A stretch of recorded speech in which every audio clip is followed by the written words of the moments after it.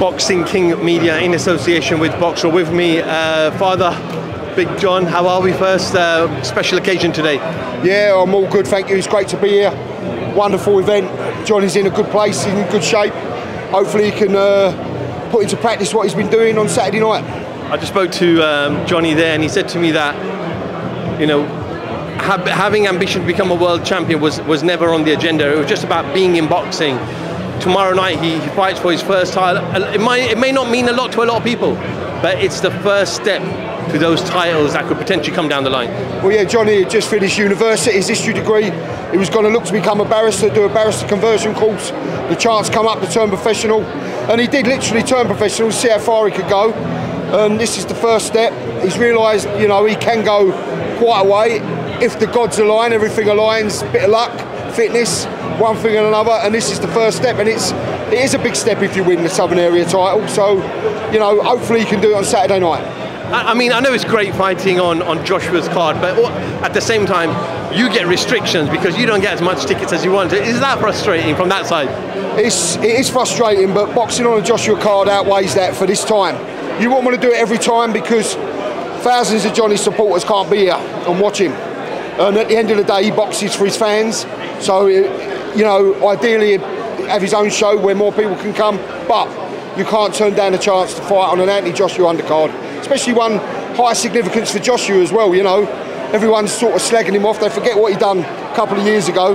He's lost twice to Usyk, and all of a sudden you're a bad fighter. You know, a lot of people in boxing, they talk a lot of rubbish, like what we do with all sports. We've all done it, but it's just great to be a part of, and it's a part of history, you know. And I said to Johnny, you look back on this in 10, 15 years and think, wow, because it is amazing to be here. I mean, were there any doubts, obviously, when we got the news last Saturday, were you a little bit like, oh no, the show's going to get pulled? I was, you know, you think, oh no, but as I said to Johnny, we're level-headed people. A lot worse things in life can happen than you don't go to work. That's all it is, basically. You've trained hard.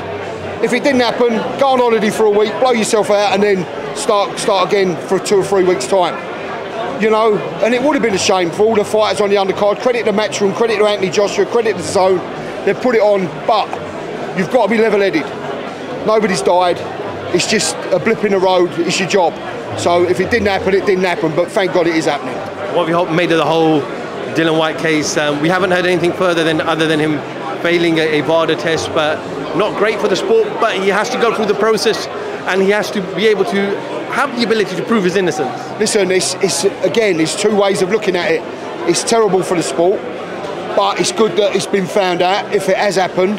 But yeah, Dillian also should be able to prove his innocence if he is innocent. You know, in this country, innocent until proven guilty. Obviously, the test doesn't look good, but who's to say things can't happen that aren't right, you know? So there should be a due diligence and a process, and hopefully he is exonerated, because I like Dillian, he's a good man, he's always been good to Johnny, he's been good to me. Hopefully it does come back that he is, but boxing needs to clean itself up from the top right down to the bottom. It needs to be safe. It's the most dangerous sport in the world. So if the testers are doing their job, good on them as well.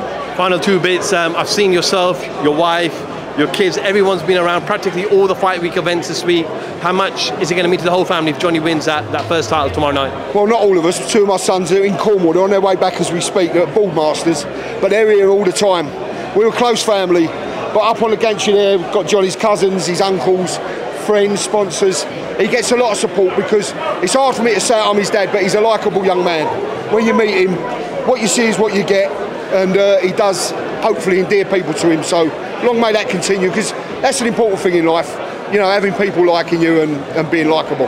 I've seen you do many different types of boshes in different country styles and etc. So I'm going to throw 3 countries at you. Give me 3 boshes of what they sound like from those countries. So first one, let's say Italy. Il Bosch. Spain. El Bosch. One more. Give me a Punjabi bosh. Punjabi Bosch.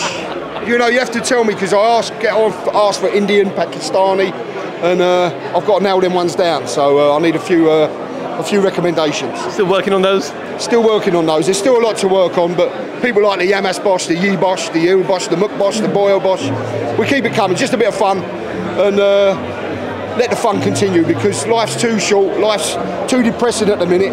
You've got to have a bit of fun, work hard, play hard. That's what we've got to do. Absolutely. All the best tomorrow night. We'll catch up with you after the fight. Thank you very much.